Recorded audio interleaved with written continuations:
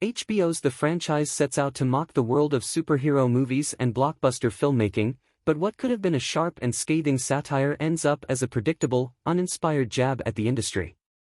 The series takes aim at the Marvel juggernaut, echoing critiques like those made by Martin Scorsese, who famously dismissed Marvel films as not cinema. While the franchise offers a few moments of humor, it falls short in offering any fresh insight or biting commentary on the current state of Hollywood.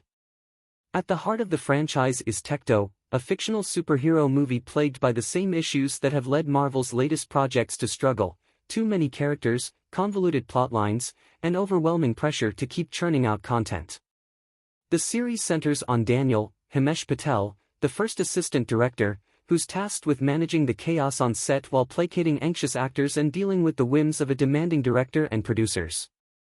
Daniel's world is filled with outlandish characters, including a producer who only cares about toys and merchandise, and a high-strung actor struggling with a panic attack while wearing a latex fishman costume. A familiar formula. From the outset, it's clear that the franchise is playing it safe.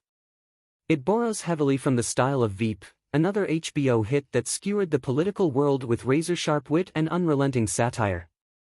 Executive producer Armando Iannucci, who was instrumental in creating Veep, brings some of that same energy to the franchise, but it often feels like a rehash of familiar jokes, only this time, with filmmaking jargon and references to superhero movies. The show's creator, John Brown, previously worked on Veep and Iannucci's sci-fi comedy Avenue 5, but the franchise lacks the freshness and urgency that made those shows stand out. While the series pokes fun at the absurdities of blockbuster filmmaking, from overblown egos to corporate interference, it rarely moves beyond surface-level observations. Yes, it's exhausting to see filmmakers compromise their vision to meet studio demands, but the franchise doesn't have much more to say than that. The show quickly falls into a formulaic rhythm, hitting the same notes over and over without offering any real surprises. The cast shines, but the material doesn't. One of the saving graces of the franchise is its talented cast.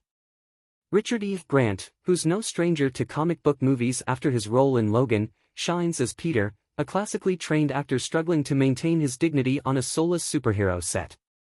Daniel Bruhl, who played Baron Zemo in the Marvel Cinematic Universe, portrays Eric, Tecto's director, a figure clearly modeled after filmmakers like Chloe Zhao or Sam Mendes.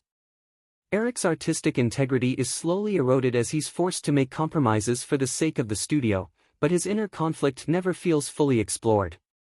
Other standout performances come from Billy Magnuson, who plays a smarmy studio executive, and Aya Cash, the boys, who brings some much-needed dramatic weight as Anita, Daniel's ex-girlfriend and a writer on the project. However, despite the strength of the cast, their characters are often reduced to archetypes, each representing a different aspect of the filmmaking process.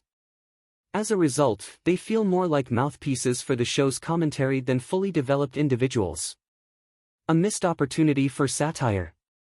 While the franchise aims to critique the superhero movie machine, it misses the mark by failing to go deeper into the cultural impact of these films. Marvel's influence on the film industry and pop culture is undeniable, but the series doesn't take full advantage of the opportunity to really dissect what that means. Instead, it sticks to low-hanging fruit, pointing out the obvious flaws in blockbuster filmmaking without offering any new or meaningful insights.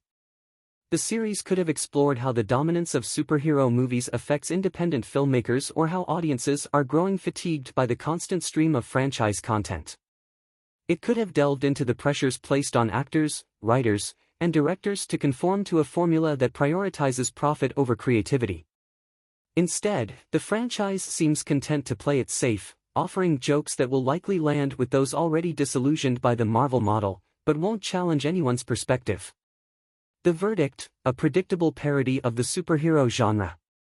At its best, the franchise delivers some clever moments of satire, particularly in its portrayal of the corporate meddling that drives modern blockbuster filmmaking. However, the show often feels like it's treading familiar ground without adding much to the conversation. Its humor rarely rises above the level of light parody, and while it offers a few laughs, it never delivers the sharp critique it promises. Ultimately, the franchise is a fine way to pass the time, but it's hardly the groundbreaking satire the superhero genre deserves.